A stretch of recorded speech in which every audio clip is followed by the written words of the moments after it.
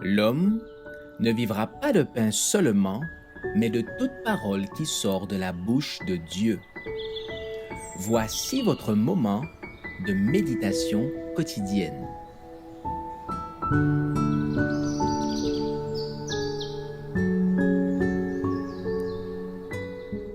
Avec Dieu chaque jour.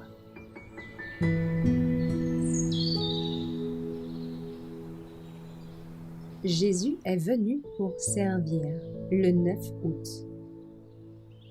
Car le Fils de l'homme est venu non pour être servi, mais pour servir et donner sa vie comme la rançon de plusieurs. Marc 10, verset 45. Beaucoup aimeraient avoir le grand privilège de visiter les lieux où vécut le Christ, de marcher sur le sol qu'il foula, de contempler le lac sur les rives duquel il aimait à enseigner, et les monts et les vallées sur lesquels son regard se posa si souvent. Mais nous n'avons pas besoin d'aller à Nazareth, à Capernaum ou à Béthanie pour marcher sur les traces de Jésus. Nous trouverons celle-ci auprès du lit des malades, dans les masures des pauvres, dans les ruelles populeuses des grandes villes, dans tous les lieux où des âmes ont besoin d'être consolées. En agissant de la même manière que Jésus lorsqu'il vivait ici-bas, nous marcherons dans l'empreinte de ses pas. Des millions et des millions d'êtres humains sont sur le point de périr, enchaînés dans l'ignorance et le péché, sans avoir jamais entendu parler de l'amour du Christ pour eux. Si les rôles étaient inversés, que voudrions-nous que ces gens fassent pour nous? C'est ce que nous avons le devoir impérieux de faire pour eux, dans la mesure où cela dépend de nous. La règle de vie du Christ qui, au jour du jugement, décidera du sort de chacun de nous est « Tout ce que vous voulez que les hommes fassent pour vous, faites-le de même pour eux. » Le Sauveur a donné sa précieuse vie pour édifier une Église capable de prendre soin des âmes affligées et tentées.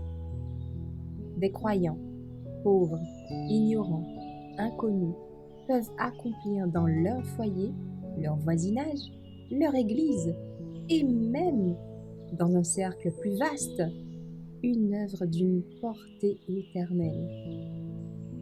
C'est parce que ce travail est négligé que tant de jeunes chrétiens ne connaissent que l'alphabet de l'expérience chrétienne.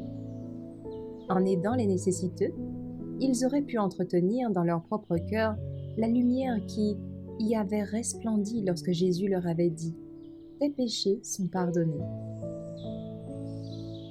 L'énergie impétueuse des jeunes, qui est si souvent une cause de danger pour eux, pourrait canaliser et diriger, se transformer en un flot de bénédictions.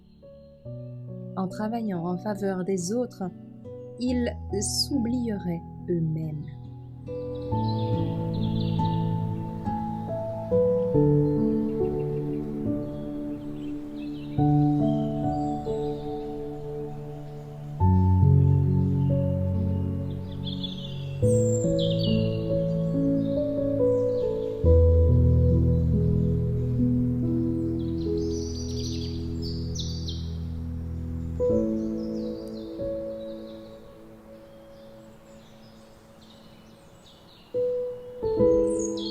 Merci d'avoir écouté cette présentation.